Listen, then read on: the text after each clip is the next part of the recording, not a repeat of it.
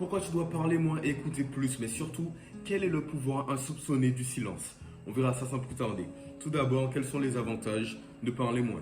Il y a plusieurs avantages. Premièrement, tu inspires plus de mystère. Parce que quand il y a un personnage comme moi, par exemple, qu'on ne connaît pas, des filles m'ont déjà dit ça, c'est juste intriguant. Parce qu'on ne sait pas ce que tu prévois, ce que tu penses et ce que tu es capable de faire. Et donc ça, c'est très bien. Secondo, tu dis moins de conneries. Qu'est-ce que j'entends par conneries? Il y a des choses que tu peux dire qui peuvent te condamner parce que la langue, c'est pire qu'un fusil parfois.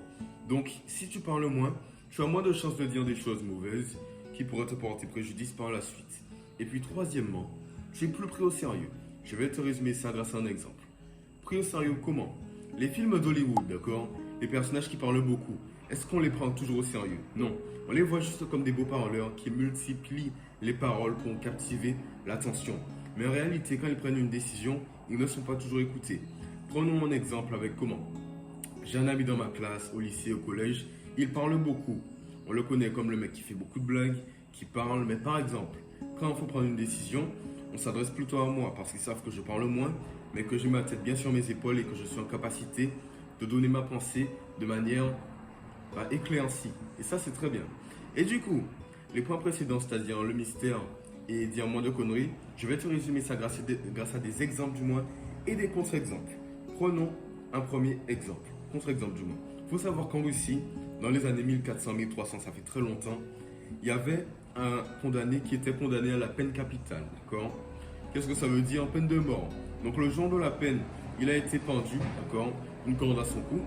Et il faut savoir que comme par miracle, la corde a cédé du moins. Et qu'est-ce que j'entends par là? Il était en train de s'étrangler et la corde a cédé sous son poids. Et donc il y avait une loi, un traité en Russie qui disait que quand le prisonnier ne mourait pas à la suite d'une exécution, qu'il était sauvé, c'était un signe divin qu'il était innocent et qu'il devait survivre. Et donc à la suite de cette nouvelle, le prisonnier a compris qu'il était en vie. Mais devinez ce qu'il a dit le prisonnier. Et c'est ça qui lui a vraiment porté préjudice. Le prisonnier a dit que dans son pays, même en Russie, ils ne savent pas correctement attacher une corde.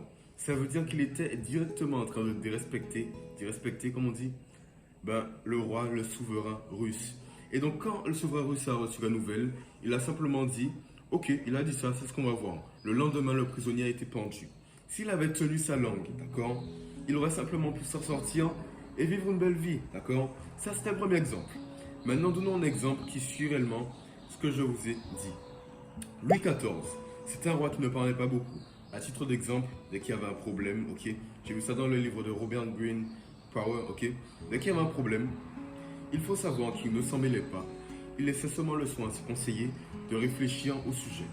Et donc, ce qu'il faisait les conseillers, c'est qu'il se battait des heures pour trouver une solution adéquate au problème. Une fois que c'était fait, ils amenaient un seul conseiller pour annoncer la nouvelle au roi. Ce dernier était toujours bien tranquille, bien calme, avec des gestes délicats, une façon de parler très flatteuse, voilà. Et donc il disait la nouvelle. Le roi écoutait sans dire un mot, sans montrer une seule expression du visage, et il disait seulement « je verrai ». Il le disait aussi « l'état c'est moi ». Ça veut dire que, une fois qu'il avait entendu la nouvelle, le problème et la solution, il était simplement en capacité de ne pas revenir envers ses conseillers et de prendre les décisions qu'il faut au bon moment. Et puis les conseillers ne faisaient que voir qu'une loi avait été promulguée, etc., etc. Donc si tu veux prendre exemple sur quelqu'un, prends exemple sur Louis XIV.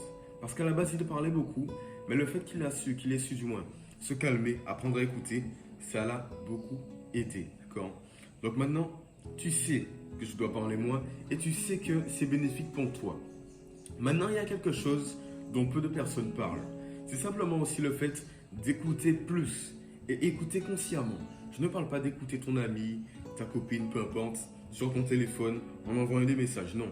Je parle littéralement d'écouter patiemment et consciemment en regardant la personne dans les yeux. Par exemple, moi à titre d'exemple, si je parle à une fille, à un ami, peu importe qui c'est, il faut savoir que je vais toujours te regarder dans les yeux, je saurai quoi te dire, je saurai écouter et ensuite poser des questions. Parce que la clé en réalité, c'est simplement que la personne se sente écoutée par toi. Parce que imaginons que je suis là, je fais la vidéo en même temps, je lis mon script, etc., etc.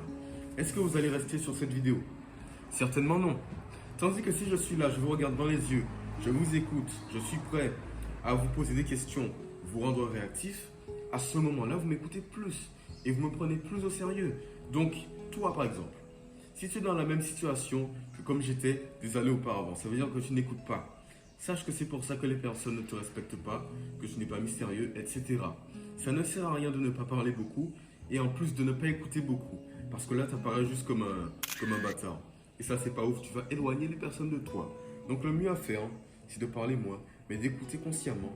Et pendant que la personne parle d'une chose, tu dois aussi être en capacité de réfléchir à autre chose sur le sujet qui pourrait permettre à la personne de mieux s'exprimer. Si tu poses les bonnes questions, la personne se rapprochera de toi, elle va t'en confier plus et ça peut fonctionner dans tous les domaines, business, relations, comme tu veux, psychologie. C'est la clé pour réussir. Parle moins, écoute plus et je te garantis que tu seras captivant, que ta santé mentale va s'améliorer, ta manière de penser ne sera pas la même et ce sera tout bénéfique pour toi. Que du bénéfice, j'espère que ça t'a plu. Si c'est le cas, tu peux me soutenir de deux manières. Premièrement, mon Instagram, ok. Mon Instagram, ok. Je vous dis ça, c'est un bon contenu. Deuxièmement, abonne-toi, like, commente. J'espère que ça t'a plu. Garde la pêche, garde le smile et puis, petit flex. Peace.